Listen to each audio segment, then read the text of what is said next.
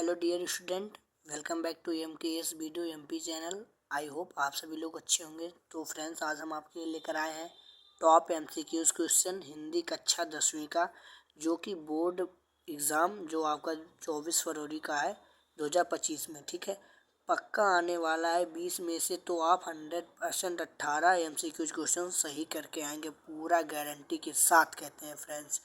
तो इसमें से देखिए, पहला प्रश्न हमारा दिया है। तो पहले प्रश्न में हमारा क्या दिया है? पहला प्रश्न है शुक्ल युग की समय सीमा है। तो शुक्ल युग, पहला प्रश्न है हमारा क्या फ्रेंड्स है? शुक्ल युग की समय सीमा है। तो शुक्ल युग की समय सीमा क्या है? 1850 ईस्वी से लेकर 1900 तक, या फिर 1900 ईस्वी से लेकर 1920 ईस्वी तक, या फिर 1919 से लेकर 1938 तक, या फिर इनमें से कोई नहीं। तो इसकी समय सीमा क्या है? तो इसकी जो समय सीमा है यह है 1919 से लेकर 1938 तक। Option number C is the correct option. ठीक है, फिर अगला इसी प्रकार से प्रश्न है हमारा क्वेश्चन नंबर दूसरा, ललित ललाम के रचयिता कौन है? तो ललित ललाम के रचयिता हैं कौन है? इसके रचयिता कौन है? मतीराम है। Option number C is the correct option. फिर अगला है क्वेश्चन नंबर तीसरा, पंडित प्रताप नारायण मिश्र किस युग के लेखक हैं? तो पंडित प्रताप नारायण मिश्र किस युग के लेखक हैं? तो ये भारतीय युग के हैं, या फिर द्विवेदी युग के, या फिर शुक्ल युग के, या फिर इनमें से कोई नहीं। तो यह किस युग के लेखक हैं? यह है भारतीय युग के। Option number A is the correct option. ठीक है, फिर इसी प्रकार से अगला प्रश्न है हमारा चौथा वाला है, हास्य रस का अस्थाई भाव क्या है? हास्य रस का अस्थाई भाव क्या है? शोक है, हास है, भय है, या फिर रौद्र है? तो हास्य रस का अस्थाई भाव क्या है? तो हास्य रस का अस्थाई भाव है आपका हास। ठीक है, रौद्र किसका होता है? क्रोध का होता है। शोक किसका होता है? कमेंट सेक्शन में बताएं। और भय किसका होता है? कमेंट सेक्शन में आप बताएं।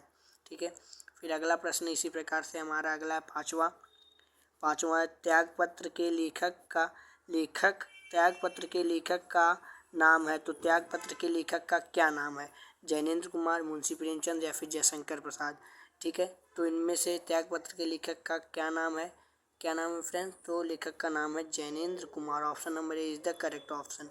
ठीक है, फिर इसी प्रकार से अगला छठा क्वेश्चन है, उसने कहा था किस विधा की रचना है? उसने कहा था किस विधा की रचना? तो ये उपन्यास है, या फिर यात्रा वृत्त है, या फिर कहानी, या फिर इनमें से कोई नहीं। तो उसने कहा था किस विधा की रचना है? यह है आपका है क्या है फ्रेंड्स? यह आपकी कहानी है। ठीक है, क्या है? कहानी है। सी वाला ऑप्शन राइट ऑप्शन होगा। फिर अगला इसी प्रकार से देखिए सातवां है, सरस्वती पत्रिका के संपादक हैं। तो सरस्वती पत्रिका के संपादक कौन है? तो महावीर प्रसाद द्विवेदी, या फिर बाल कृष्ण भट्ट? तो सरस्वती पत्रिका के संपादक कौन है फ्रेंड?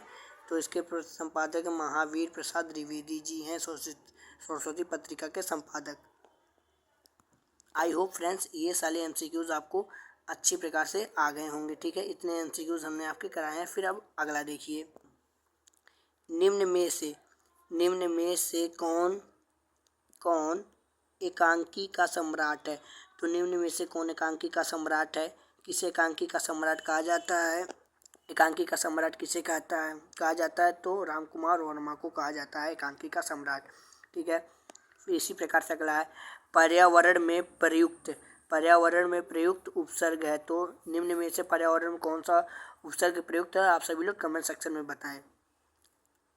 फिर अगला है 10वां क्वेश्चन, मतलब क्वेश्चन नंबर 10वां है, ठलुआ आलम निबंध के रचनाकार हैं। तो इस निबंध के रचनाकार कौन है? इस निबंध के रचनाकार कौन है फ्रेंड्स? इस निबंध के रचनाकार कौन है? तो गुलाब राय जी हैं इस निबंध के रचनाकार। फिर इसी प्रकार से अगला प्रश्न है हमारा, भूले बिसरे चित्र के रचनाकार कौन है? तो भूले बिसरे चित्र के रचनाकार कौन है? तो इसके रचनाकार कौन है फ्रेंड्स? इसके रचनाकार कौन है? तो इसके रचनाकार है भगवती चरण वर्मा जी, इसके रचनाकार हैं। ठीक है, फिर अगला इसी प्रकार से प्रश्न है हमारा, क्या झूठा सच उपन्यास है? यदि हाँ तो हाँ, या फिर नहीं तो जी हाँ, झूठा सच क्या है? आपका उपन्यास है। ये आपका क्या है? उपन्यास है। फिर अगला इसी प्रकार से, एक घूट के रचनाकार कौन है? तो एक घूट के रचनाकार कौन है? तो एक घूट के रचनाकार है कौन है? जयशंकर प्रसाद जी हैं, या फिर प्रेमचंद्र, या फिर ए व बी दोनों, इनमें से कोई नहीं। तो इसमें से कौन है? जयशंकर प्रसाद जी हैं। Option number A is the correct option. फिर अगला है, हिंदी के प्रथम कहानी है। तो हिंदी का प्रथम कहानी यहाँ पे रहेगा, हिंदी का प्रथम कहानी। तो हिंदी का प्रथम कहानी इंदुमती है, या फिर परीक्षा गुरु, या फिर ममता, या फिर मित्रता। तो क्या है? इंदुमती है। और हिंदी का प्रथम उपन्यास क्या है? हिंदी का प्रथम उपन्यास क्या है? परीक्षा गुरु है हिंदी का प्रथम उपन्यास। फिर अगला है 15वां नंबर, पानी में चाँद और चाँद पर आदमी के लेखक है। तो इसके लेखक कौन है? जयप्रकाश भारती जी हैं, या फिर धर्मवीर भारती, या फिर रामचंद्र शुक्ल, या फिर प्रताप नारायण मिश्र। तो इसके जो है रचनाकार है, मतलब या फिर लेखक है, तो option number A is the correct option, Jayprakash Bharti हैं। इस प्रकार से फ्रेंड्स 16 नंबर प्रश्न है, नीड़ नीड़ का निर्माण किसकी रचना? तो नीड़ का निर्माण यह किसकी रचना है? हरिवंश राय बच्चन की, या फिर पांडे बेचन शर्मा की, या फिर डॉक्टर राजेंद्र प्रसाद, या फिर कोई नहीं। तो यह किसकी रचना है? Option number A is the correct option, Harivansh Rai Bachchan की रचना है। फिर अगला प्रश्न है, अजातशत्रु किस विधा की रचना है? तो अजातशत्रु किस विधा की रचना है? नाटक है, या फिर रेखा चित्र, या फिर संस्मरण, या फिर कहानी। तो यह क्या है? नाटक है। Option number A is the correct option. फिर अगला है हमारा, कलम का सिपाही की रचना है, मतलब कलम का सिपाही जो है यह किसकी रचना? तो यह अमृत राय की है, जयशंकर प्रसाद की, या फिर प्रेमचंद की। यहाँ पर प्रेमचंद या फिर जयशंकर प्रसाद, इनमें से कोई नहीं। तो यह किसकी रचना है? तो यह अमृत राय जी की रचना है। Option number A is the correct option.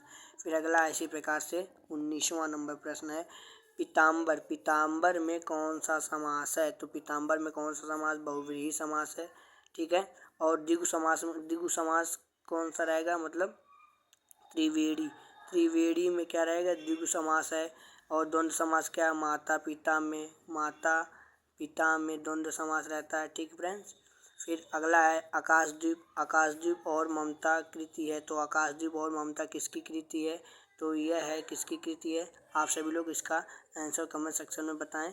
बहुत ही आसानी वाला है और इम्पॉर्टेंट भी है, ठीक है, मोस्ट इम्पॉर्टेंट भी है, ठीक है फ्रेंड्स। फिर अगला है, गबन उपन्यास के, मतलब गबन उपन्यास है तो किसकी उपन्यास है? मतलब ये गबन किसका उपन्यास? तो प्रेमचंद जी का उपन्यास है, ठीक है। आप कमेंट सेक्शन में बताएं जयशंकर प्रसाद का उपन्यास क्या है।